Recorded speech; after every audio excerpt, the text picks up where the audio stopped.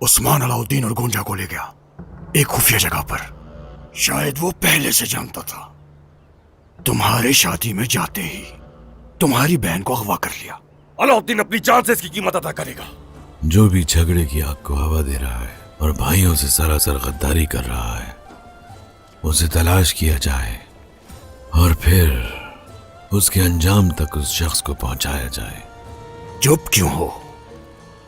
कुछ बोलते क्यों नहीं? ये खामोशी बताती है तुम्हें उस्मान से लगाव है।